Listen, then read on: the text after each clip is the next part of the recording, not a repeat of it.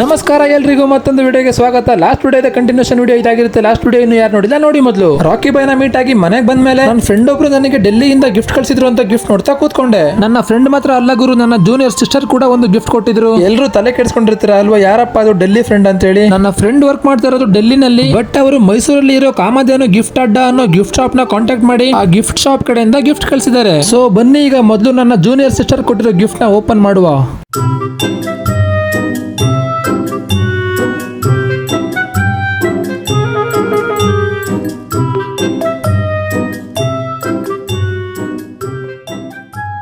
ನನ್ನ junior sister ಕೊಟ್ಟಿರೋ photo frame ಏನಿದೆ ಗುರು, ಗಿಫ್ಟ್ ಅಂತ ಹೇಳ್ಬೋದು. ಸೊ ಸಖತ್ತಾಗಿದೆ ಮಾತ್ರ, ನಂಗಂತೂ ತುಂಬಾನೇ ಇಷ್ಟ ಆಯ್ತು. ನಿಮ್ಗೂ ಕೂಡ ತೋರಿಸ್ತೀನಿ ಗುರು ಹೇಗಿದೆ ಅಂತ ಕಾಮೆಂಟ್ ಬಾಕ್ಸ್ ಅಲ್ಲಿ ಕಾಮೆಂಟ್ ಮಾಡಿ. Once again thank you so much for this one.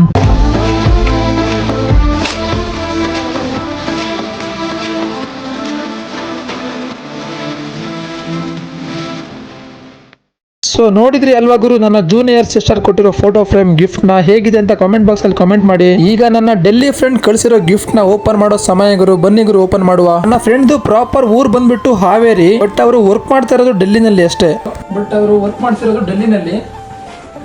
ಅವರಿದ್ದು ನನಗೆ 4 days ಅನ್ಸುತ್ತೆ, 4 days ಬ್ಯಾಕೇನೆ ಆರ್ಡರ್ ಮಾಡಿದ್ರು. ಬಟ್ ಅದು ಅವತ್ತೇ ಬಂತು, ಅದು ಇವತ್ತು ಬರ್ಬೇಕಿತ್ತು ಹೇಳ್ಬೇಕು ಅಂದ್ರೆ, ಅದರಲ್ಲಿ ಅಮೆಝಾನ್ ಅಥವಾ ಫ್ಲಿಪ್ಕಾರ್ಟ್ ನಲ್ಲಿ. ಬಟ್ ಇವತ್ತು ಬಂದಿದೆ, ಸರಿ 4 days ಮುಂಚೆಗೆ ಬಂದಿದೆ.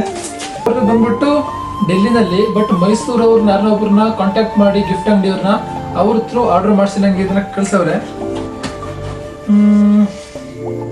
ಗಾಯ್ಸ್ ಓಕೆ, ಆ ಬಾಕ್ಸ್ ಅಲ್ಲಿ ಏನಿತ್ತು ಅಂತ ನೆಕ್ಸ್ಟ್ ವಿಡಿಯೋದಲ್ಲಿ ಹೇಳ್ತೀನಿ, ವೇಟ್ ಮಾಡ್ತಾರೆ ಅಂತ ಹೇಳ್ತಾ ಈ ವಿಡಿಯೋಗೆ ಮುಗಿಸ್ತಾ ಇದ್ದೀನಿ. ಸಿಗುವ ಮುಂದಿನ ವಿಡಿಯೋದಲ್ಲಿ. Thank you for watching. Video ಇಷ್ಟ ಇರೋದು ಲೈಕ್ ಮಾಡಿ, ಪೇಜ್ನ ಫಾಲೋ ಮಾಡಿ.